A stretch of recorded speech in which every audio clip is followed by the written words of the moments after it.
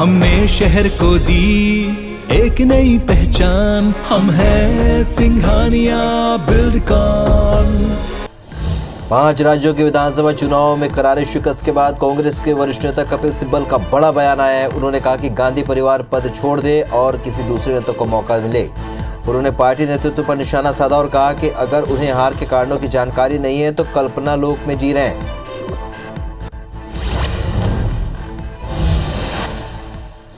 पंजाब में आम आदमी पार्टी की सरकार बनने जा रही है। भगवंत मान ऐतिहासिक जीत के बाद मुख्यमंत्री पद की शपथ लेंगे, लेकिन पंजाब में सरकार चलाने की चुनौतियां आपके लिए किसी अग्निपथ से कम नहीं होगी।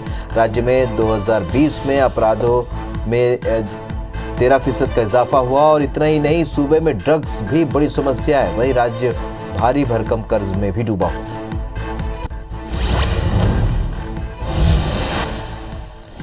उडुपी के एक कॉलेज से निकलकर दुनिया भर में चर्चा में आए हिजाब विवाद पर कर्नाटक हाईकोर्ट आज फैसला सुनाएगा। इसे देखते हुए दक्षिण कन्नड़ जिले में सभी स्कूल कॉलेजों में छुट्टी घोषित कर दी गई। सभी इंटरनल एग्जाम भी टाल दिए गए हैं। एहतियात के तौर पर बेंगलुरु में धारा 144 लागू कर दी गई है। बता दें कि क्लास में हिजाब पहनने की छूट के लिए 4 छात्राओं ने कोर्ट में याचिका दायर की।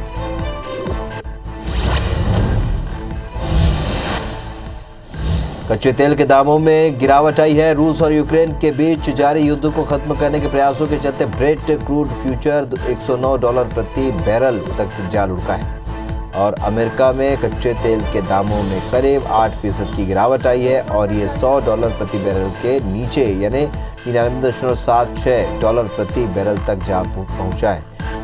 जाहिर है भारत के लिए राहत की खबर है, जो अपने 80% कच्चे तेल के खपत के लिए आयात पर निर्भर है।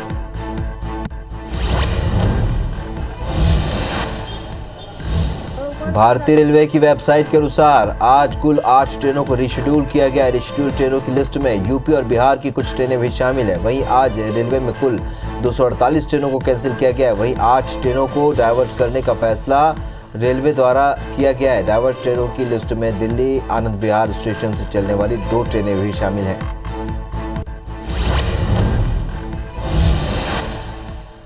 देश में जानलेवा कोरोना वायरस महामारी के नए मामलों में मामूली बढ़ोतरी दर्ज की गई है। देश में पिछले 24 घंटे में कोरोना वायरस के 2568 नए केस सामने आए हैं और 97 लोगों की मौत हुई है। केंद्रीय स्वास्थ्य मंत्रालय की ओर से जारी किए गए आंकड़ों के मुताबिक कल देश में 4722 लोग ठीक हुए, जिसके बाद अब एक्टिव मामलों की संख्या घटकर 33,917 हो गई।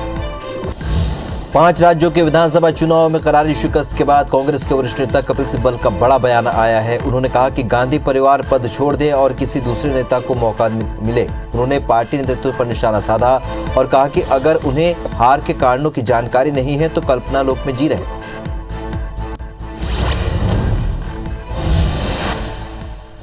पंजाब में आम आदमी पार्टी की सरकार बनने जा रही है। भगवंत मान ऐतिहासिक जीत के बाद मुख्यमंत्री पद की शपथ लेंगे, लेकिन पंजाब में सरकार चलाने की चुनौतियां आपके लिए किसी अग्निपथ से कम नहीं होगी। राज्य में 2020 में अपराधों में 13% का इजाफा हुआ। इतना ही नहीं, सूबे में ड्रग्स भी बड़ी समस्या है। वहीं राज्य भारी भरकम कर्ज में भी डूबा हुआ।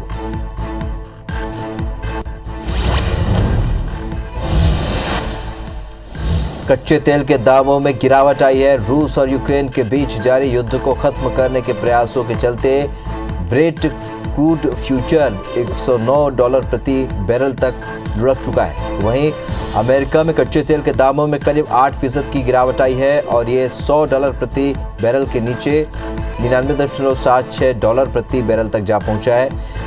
जाहिर है भारत के लिए राहत की खबर है, जो अपने 80% कच्चे तेल के खपत के लिए आयात पर निर्भर है।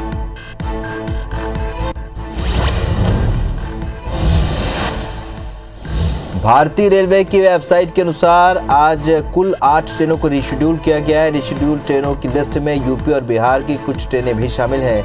वहीं आज रेलवे में कुल 248 ट्रेनों को कैंसिल किया है। वहीं 8 ट्रेनों को डाइवर्ट करने का फैसला रेलवे द्वारा किया गया है। डाइवर्ट ट्रेनों की लिस्ट में दिल्ली आनंद विहार स्टेशन से चलने वाली 2 ट्रेनें भी शामिल।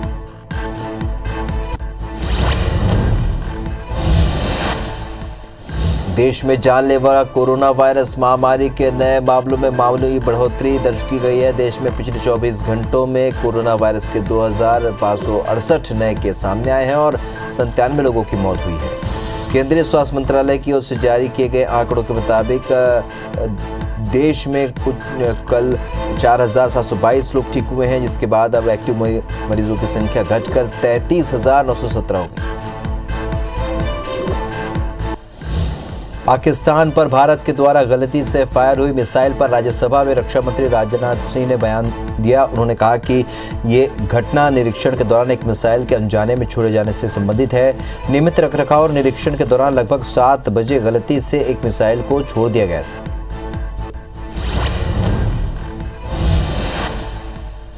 हिजाब को लेकर जारी विवाद के बीच कर्नाटक हाईकोर्ट ने बड़ा फैसला सुनाया है। मामले की सुनवाई करते हुए कर्नाटक हाईकोर्ट ने कहा कि हिजाब इस्लाम धर्म का अनिवार्य हिस्सा नहीं है और स्कूल छात्रा यूनिफॉर्म पहनने से इनकार नहीं कर सकती।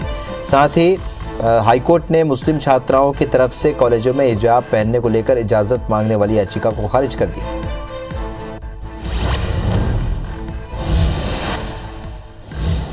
कर्नाटक हाई कोर्ट के हिजाब फैसले पर केंद्रीय मंत्री प्रहलाद जोशी ने कोर्ट के फैसले का स्वागत किया। उन्होंने कहा कि सभी लोगों से अपील करता हूं कि देश और राज्य को आगे बढ़ाएं। हम सबको शांति का माहौल बनाकर रखना है।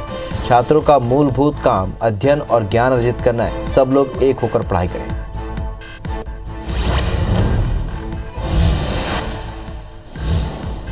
कर्नाटक हाई कोर्ट के फैसले पर केंद्रीय मंत्री मुख्तार अब्बास नकवी ने प्रतिक्रिया दी। उन्होंने कहा कि हिजाब को लेकर जो हंगामा था वो इसलिए था कि कैसे मुस्लिम लड़कियों को औपचारिक शिक्षा से दूर रखें और तालिबानी सोच के साथ झोंक दें जिससे उन्हें औपचारिक शिक्षा ना मिले। कोर्ट ने जो निर्णय लिया है वो भारत के संविधान और समाज के हिसाब से बिल्कुल ठीक है।